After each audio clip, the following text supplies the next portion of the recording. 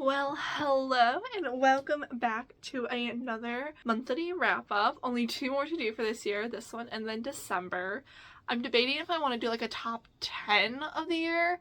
I feel like I want to just because it feels thing you should do, but also like with these monthly wrap-ups, I'm like, well, people have already been seeing like what I like and what I don't like, so I'm debating that or not. I'll figure it out. Anyway, let's just get started with this month's wrap-up for November. If you have any suggestions for what I should be naming my tier rankings after, I will take them because I'm like starting to scrape the bottom of the barrel. I have done the evolutions this time, obviously. Since I only have 5 categories, not all the evolutions are represented, but these are just the ones that came to mind when I thought of like them. So at the bottom we have Leafeon. I don't really have anything against Leafeon. Leafeon just is my least favorite evolution. And then Flareon, kind of same thing with Leafeon, just like I like all the ones better. I do like Flareon a little bit better than Leafeon. I do gravitate more toward fire type Pokemon than grass type Pokemon just to begin with. Then I have Eevee as the middle one, just the base standard. We have Umbreon. I love Umbreon. I don't know if you can tell, but I'm a little bit of a more gothic style girly, so Umbreon really speaks to me, and Umbreon's shiny is gorgeous.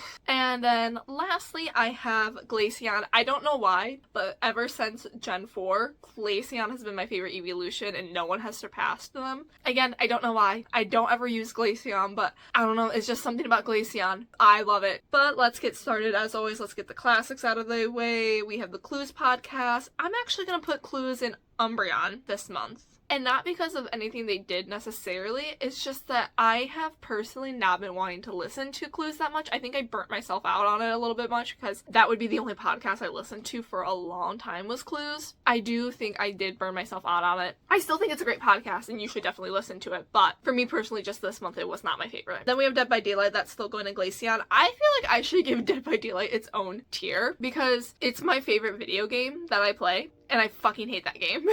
I did buy a couple of new costumes this month. I don't remember all of them, but if I do, I will put pictures up right now. I think I got 2 for Nia and 1 for Meg. I rarely play as Meg. The only time I buy costumes on Dead by Daylight if it's like my main characters or it's a costume I really like. Nia is one of my mains. I really like the Meg costume. I didn't have a lot of Meg cosmetics, so. K-pop Demon Hunters, of course, that is Glaceon. That's my favorite movie of all time. I've made that decision now. I fucking love that movie so much. And I'm still watching it like an insane amount of times a month. That's crazy. So then let's get started. I kind of want to do these couple first because they're kind of groups. So I have Death Note. I finished the Death Note series, so I read volumes 11 and 12 this month. I think I'm going to put 11 in Umbreon, but I'm going to put 12 in Eevee. Just because 12, while I understand it was part of the story, Light losing his mind, it almost became like so comical and like I could not take it as seriously at that point. And again, I understand that was part of the story, like Light becoming insane with all the power he had. I just had a hard time taking it seriously. Plus, it didn't help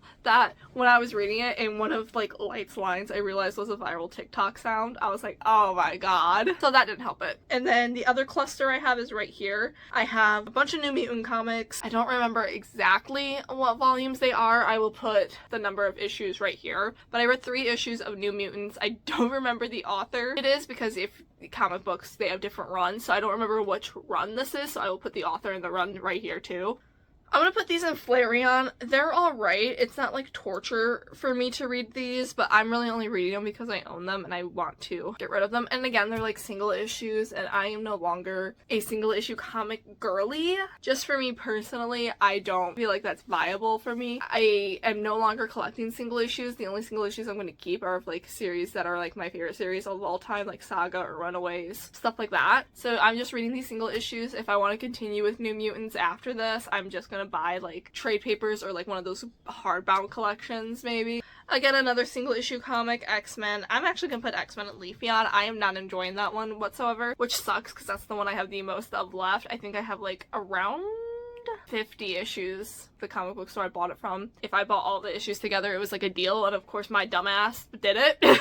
I'm not enjoying that one, and that one is the most I have, so I love the financial decisions I make. We have season 34 of Dancing with the Stars. That was the season that most recently happened. Spoiler alert if you have not watched it, but Robert won. And I was okay with that. If you don't follow me on TikTok, follow me on TikTok. I did do a recap for each episode of Dancing with the Stars as it came out and my thoughts and opinions on each of the dances. I really liked this season. I think this was one of the most competitive seasons I've watched in a while. If you don't know my history of Dancing with the Stars, I used to watch it a ton in middle school and in high school, and then I kind of dropped off in college. I watched like a season or two in college, and then I dropped off, and I just recently picked it back up again last season. I couldn't tell you exactly what seasons I watched when I was a kid.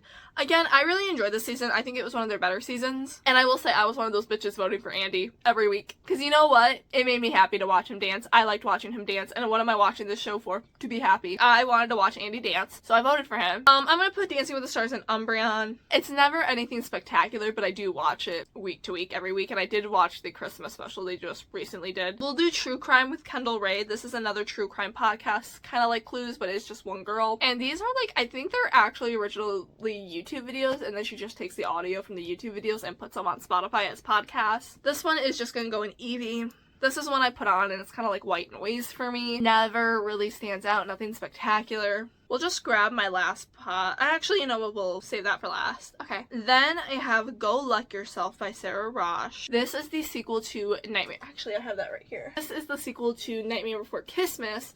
So Nightmare Before Christmas follows the heir to Christmas and the heir to Halloween in their romance. This one follows the younger brother of the heir to Christmas and the heir to St. Patrick's Day in their romance. Nightmare Before Christmas is a friends to lovers, and then Go Luck Yourself is an enemies to lovers. So obviously I liked this one more.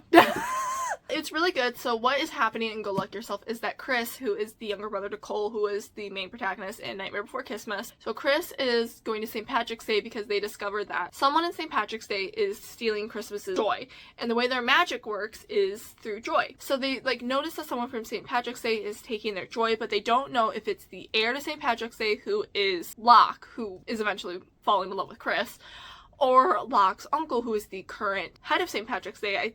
I don't know how to pronounce his name. I think it's Malachi, but I don't know. So Chris is going to investigate this. It's funny because Chris and Locke actually did have an encounter. They were in the same school in England together, and an incident happened at that school, and that's kind of like Chris's cover for going to St. Patrick's Day, is to apologize for the incident. They just got off on the wrong foot, and they keep getting off on the wrong foot. Eventually, like, Chris is realizing that everything is not as it seems in St. Patrick's Day. If Locke is taking his magic, it might not be the worst thing in the world. I really liked this one. I liked Go Luck Yourself way more than Nightmare Before Christmas. When I read Nightmare Before Christmas, I remember I was like, oh, it's alright. Like, I didn't think it was anything special. I obviously liked it enough to go pick up Go Luck Yourself, but I wasn't foaming at the mouth for this one. I was foaming at the mouth while reading it. I loved this. I thought it was spectacular. I think that Locke and Chris had a lot better banter and chemistry. Maybe it's the enemies to lovers thing, because you know I'm an enemies to lovers girly, so maybe that had something to do with it, but I just thought that their chemistry and their banter was a lot better. And then, like, not even their, like, intimate scenes, but their romantic scenes, like when they're just, like, trying to woo each other. I got the heart flutters. So Go Luck Yourself is obviously going to be in Glaciad. I highly recommend Go Luck Yourself. If you read Nightmare Before Christmas and you weren't too sure, I would say still give Go Luck Yourself a try. And then I believe this author does have another book out called like An Entanglement of Wizards, which follows like a magical school, not necessarily this family. I do believe this is done because it was just the two brothers. But honestly, I would have liked to have books about like Locke's sisters, about their friend Iris. Maybe one day when we are like years in the future, Hex's younger brothers could get books. I want to read more about this world of holiday magic. It was so fun. We have The Dangerous Convenience Store Volume 6. This is the last volume of The Dangerous Convenience Store. Dangerous Convenience Store has been in a couple of wrap-ups. If you know, I have been very back and forth with if I enjoyed this series fully or not. But again, 6 was the last volume, and I do think it was a good volume. I am going to put it in Eevee though. I think when I first read Dangerous Convenience Store, I just thought the concept in the first volume were so good that I let it bleed until like around volume 3 when stuff stopped happening and it stopped being really spectacular. And it wasn't until like 5 and 6 that it started getting good again, but unfortunately that momentum never picked fully back up for me, so I couldn't in good conscience say this is like one of my favorites.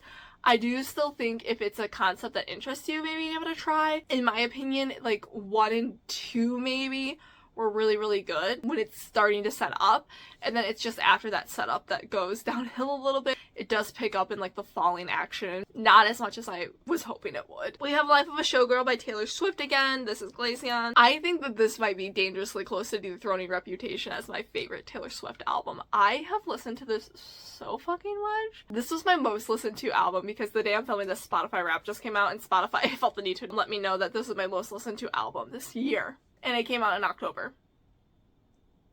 So yeah, I'm doing great mentally, thank you for asking. We have the seasons 1, 2, and 3 of My Big Fat American, I'm just gonna say Traveler Wedding. I don't know why I watched this. Actually, I do know why I watched this. So this is not the first time I've watched this, but I keep getting TikTok ads. Not TikTok ads, like TikTok videos of clips of this show. I just need the full context. I always just need the full context. And then I went down a rabbit hole, and then I started rotting in my chair while I was reading, and I had this on in the background, and I got 3 seasons done of it. It's not a good show. I don't really recommend it. I would say Flareon. It's a horrible representation of that community, and it's not even that a representation of that community. I do think they're all actors. I'm not 100% positive, but I do think that they are all actors on that show. They're not really travelers. It's so bad, but it was like white noise for me for a solid week and a half. We have Spy Family. I think this is volume 9. I love Spy Family Umbreon. Spy Family is probably my favorite manga series that I'm currently reading. I would say Spy Family is probably my current favorite manga series that I'm reading. A little bit of backstory. I actually used to be very into anime and manga when I was a kid, and then like when you're a teenager, all the shit you're into as a kid, it's not cool anymore. So I fell off it, and Spy Family is actually what got me back into it. So I've actually been out of it for a while, and then Spy Family like reignited that love, because I remember I watched season 1 all in one sitting of Spy Family, and then I've just been slowly making my way through the mangas, and I have like little figurines down here, you can't see them, but I just love Spy Family so much. I was starting to get annoyed a little bit because like I want to say volumes like 5 through 8 were all filler, but finally at the end of 8, the beginning of 9, we're starting to get like more of the story progression again, so I'm back into it. Then we have The Underneath by Kate Applett. This is actually a book I read in 6th grade, so it's been a while since I read this, but I have a list on the side of one of my bookshelves where I have like a bunch of books that I want to reread throughout the year, and I have 2 lists actually. I have one list that are books that I want to reread just for fun because they're my favorites, or I just feel like a reread is due. And trust me, I need to write these down because I will forget. And then I have another list of books I need to reread because I want to see if I want to keep them or not. And this was one of the books that was on my books to reread to see if I want to keep or not, because a lot of the books, like if I don't really remember what happened, or if I just want to refresh my memory before I get rid of them, I will reread them. And this was one of those books. And this book is going to sound a little confusing to begin with. So there's like, I want to say 3 main storylines. There's a storyline with Ranger and the cats. So Ranger is a hound who has been tied to this old, decrepit, like creaky, gonna fall in on itself house, and he's chained up there by his owner, Garface, who we'll get into in a minute. But he is chained up there, and his only companions is this calico cat and her 2 kittens. And it follows him trying to keep her safe from his owner, Garface, and that storyline. Then we have the storyline with Garface. Garface is, I would say, the villain of this book. He is a very wicked and twisted man. He is a loner. He lives in this house that's about to fall in on himself. He's chained Ranger to the front porch, and he just goes and hunts all day, every day, and then drinks at a bar. And his main storyline is he sees this really big alligator that's like hundreds and hundreds of years old, and he is determined to kill this alligator, because if he kills this alligator, there is no beast in the world that will be better than him. And then the last storyline follows this snake shifter named Grandmother Moccasin and her daughter Night Song, who's also a snake shifter. And Night Song ends up falling in love with a bird shifter. And Grandmother Moccasin does not like that, and she tries to remedy the situation. First of all, the chapters are no longer than 10 pages. Even then, I think there's 1 chapter that's 10 pages, the rest are like 2. So I flew through it really quickly. So it might not seem like these storylines, except for like, I guess, obviously Ranger or Garface, but like, all of these storylines do eventually merge and matter to each other. I could tell when I was reading this that this is just trying to be like literary fiction for kids. Story is really just trying to, how do I put this? The story really is just trying to like send a message and be thought-provoking and like have beautiful wording, which it is. It's thought-provoking and has beautiful wording, but I could tell like it wasn't really for the love of the story. That being said though, I did still really enjoy it. I would put it in 80. Again, I could just tell by reading it what it was trying to do, but I remember really liking it as a kid, so that's why I wanted to give it the second shot to begin with. Reading it as an adult, I don't think I'm going to get rid of it. I do think I will keep this book on my shelf. I just don't like books that are like, again, how do I put this? Not books that are like trying to make you think, but like books that are making it obvious that they're trying to make you to think. You know what I mean? That sounds horrible. It sounds like I'm just a stupid ass dumb bitch. So then I have YouTuber's Life OMG. Don't ask me why I played this. I was like sitting watching Dance Moms, which we'll get to in a minute. And like I had my Switch Lite and I just started playing this game on my Switch Lite. Don't ask me why, but I did get into a little bit of a rabbit hole with it. It's not a good game. I don't recommend it. I would put it leafy on. It's actually like a fucking terrible game, but I did play it. So basically what the game is that you're just trying to like be a famous YouTuber. That's it. It's really bad. Its gameplay is really bad. The graphics aren't great. The controls suck. I wouldn't recommend it. This month, the Nia Sue autobiography, Bottom of the Pyramid, came out. And with that, I went on a little nostalgia trip because if you don't know, I have been a fan of Dance Moms since it came out.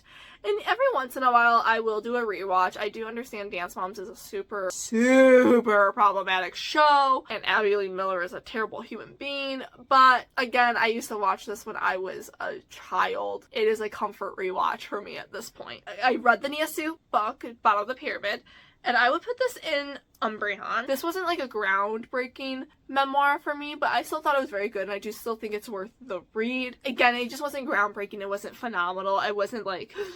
I do currently have a reading vlog that I'm in the middle of editing for Bottom of the Pyramid, so do keep an eye out for that. But there were a lot of stuff in here that like shocked me. There was a lot of stuff that like through the years we figured out and we already knew, but there was a lot of stuff that was still very shocking to the system, to say the least. So I do think it is worth the read to just hear Nia's voice. And then also I really liked hearing about everything Nia did outside the show that she mentioned in this book. Go check that out. So then we obviously have Dance Moms. I watched the first 2 seasons this month.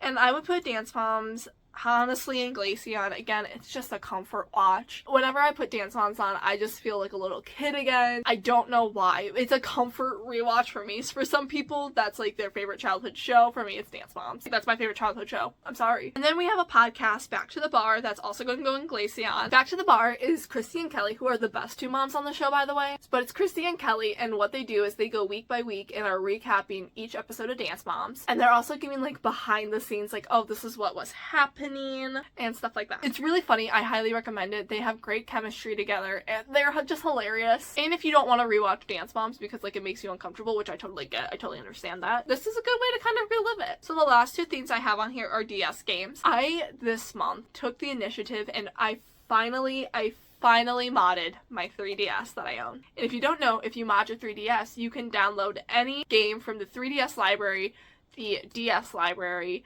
the Game Boy library for free. So I finally took the initiative and I downloaded a bunch of games on my 3DS. I modded it, downloaded a bunch of games for free, but I really only played 2 this month. Too busy watching Dance Moms. But one of them was Cooking Mama. I fucking hate this game! Ah! It pisses me the fuck off! Cooking Mama is basically a game on your DS where you're just cooking recipes and like this fucking bitch named Mama or whatever judges you and tells you how good you're doing step by step. And she always gives me a fucking bronze star no matter how hard I try on that fucking egg dish. So fuck this game, I hate it. So anyway, fuck this game, fuck Cooking Mama, fuck Mama. I'll just cook in my fucking kitchen, thank you, bitch. And then the other game I have is Harvest Moon, A Tale of Two Towns. There is a long, convoluted history of Harvest Moon and Story of Seasons. Harvest Moon split with like their US publisher and got a new one, but they couldn't use the Harvest Moon name anymore, so Story of Seasons is the Harvest Moon games. However, this game was made before the split, so this is part of the Harvest Moon series, if that makes sense. Anyway, A Tale of Two Towns starts and you get to pick which town you live in. You get to pick a town that is primarily animal-based or primarily farming-based. This is a farming simulator, in case you weren't aware. So you get to pick one of these 2. I picked the farming town, but I do want to do another playthrough with the animal town. I only got like a couple days in. I'm only a week in, so I'm not too sure. But these are like 2 feuding towns, and then the harvest goddess wants you to merge the towns and bring them together, and the way you do that is by cooking. A lot's going on. And I kind of need to restart my farming town, actually, because I don't understand what's happening.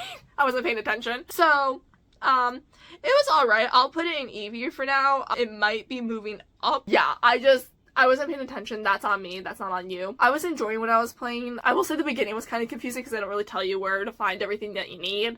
But overall, I still was having a good time. I'm gonna restart my Farming Town game so I can understand what's going on better. But that is my complete tier list. Only one more to do for this year. That is exciting. Again, I don't know if I'm gonna do like my top 10 favorites of the year or not.